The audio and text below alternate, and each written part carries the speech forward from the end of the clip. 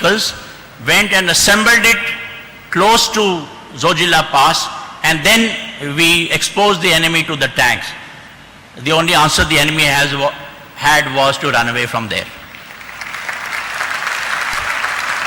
I mean, this is the example of innovation that I can give you during a war. In Kargil war, we were all in high mountains. There were some places where the enemy was tucked into caves kind of a thing. We couldn't engage, and he was able to see us not for a very long distance. Now we use small arms, ineffective. With artillery it was very difficult to reach, although artillery has got very long range. One person came with an idea. He said, "Sir, I want to carry this gun, Bofors gun, to a place from where I can hit that enemy bunker straight." Direct firing, what we call. Not indirect firing, but direct firing. So we split the Bofors gun, we took it on a mountain side at a height of about 13,000 feet, assembled it there. With one gun, this person was able to pinpoint some of the bunkers on different hills and was able to engage them and destroy them up to a distance of 16 kilometers, sorry. Now that is innovation, idea. And you can imagine the effect it had on the enemy and on our own morale. So that is important. Innovation is, your mind should always be thinking that.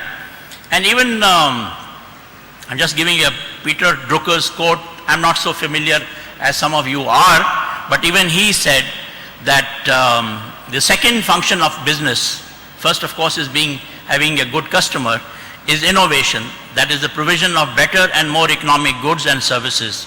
Now innovation is not necessarily only in terms of goods.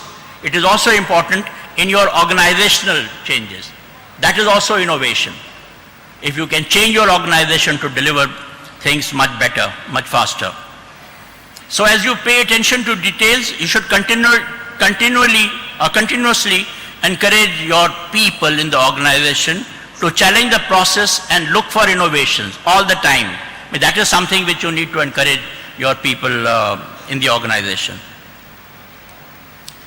Communication skills are becoming more and more important in the world. Of course, I have given this photograph of my icon from whom I learned communication. Here was a field marshal who knew mostly Parsi or Gujarati, English of course, Gurkhali, more fluent than his own Hindi. And yet, he was able to communicate with everyone from a peon to a Maharaja, or king of Nepal and Bhutan those days. I saw his letters to those people. Now that is communication skill, to be able to communicate in the language, substance, style that your audience understands. That audience can be anyone, as I said, from peon, it could be a Maharaja or political leaders or whatever. And when you are speaking, you must be able to convey the sincerity in your voice, in your mannerism, the trust and the dependability. I'm speaking, you can depend upon me. That is the kind of a communication that you should be able to. Now this doesn't come automatically. This has to be practiced. And this has to be, you have to remain conscious of this all the time. And that is why the communication, which also includes eye contact, your mannerism, the way you stand, the way you walk, all that is part of communication today, and it becomes important. Sun Tzu, again I am quoting, if words of command are not clear and distinct, if orders are not thoroughly understood, the general is to blame. Quite often, when I prepare a draft letter, I give it to my very young colleague and I ask him, I say, please read the letter. Have you understood? If the answer is yes, I have understood, it's a good letter. If the person has any doubt, then I'm afraid I need to change that draft. So please remember, you have to acquire the correct communication skills.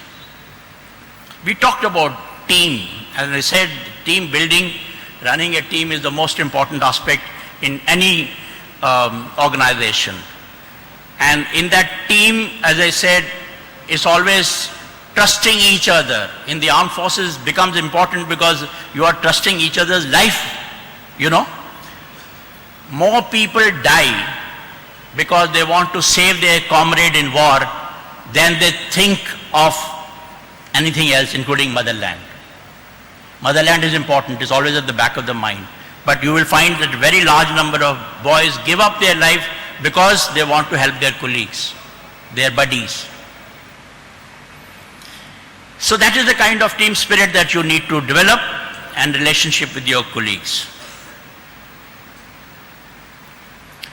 Decentralization empowerment is becoming more and more important. You can't do everything in those flat organizations that we are getting because of IT capabilities, etc.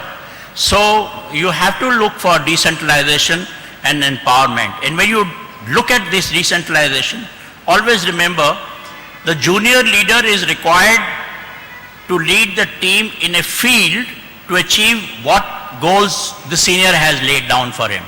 I have laid down those goals, he is expected to achieve those goals with his smaller teams. And the job of the senior leader then is to facilitate the environment in a manner that whatever is his strategy, whatever his tactics are there, and whatever his tasks that he has given to his junior leaders, they are able to achieve those, they are able to without much difficulty.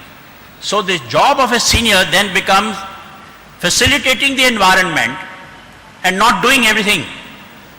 Doing everything is the job of your junior leaders. So that is what you have to keep in mind when it comes to decentralization and empowerment. Motivation is extremely important. It is the motivation that really gets people to do what you think is impossible. High level of motivation. And also please remember, you can't keep people motivated at the highest level forever. It's not possible. So remember, you can take them to the highest level of motivation for a short period and then relax and, in whatever job that you are doing. It is necessary to motivate people, to make them join your own organization, to make them stay there and to perform at their best. Spend more face time and your team. This is an unfortunate aspect of our modern day management. I find people in different cubicles in one room. They don't talk to each other face to face. They pass email messages to each other. Ye karo, wo karo and all. Now that, I am afraid, is not very good communication. That means that the ability to have face to face conversation, you are killing that. So in this new world, please remember that you must spend more face time with your teams. Face time means talking to them and being able to answer their questions, not all the time on this thing. And in the army again, there's one important saying, which says a visit on the ground is equal to 1,000 on the maps. You can look at the map 1,000 times, but the idea that you get after visiting the ground is more important. Well, we talk of motivation. You people, somebody said that I won the war. I didn't win the war. I was, in fact, not even involved in the detailed operational planning. There were people who were down the chain who were doing all that. But during the war, what I did really was to go and motivate people wherever that was. I worked on strategy, yes, but when it came to war, the actual battle situation, your job is to just go around, ask any difficulties, koi problem to nahi hai, and motivate people. Do not keep looking for approvals. A poor leader believes, if I have not been told about it explicitly, I cannot do it. But a good leader believes that if I have not been told no explicitly, it means I can do it, and you should do it.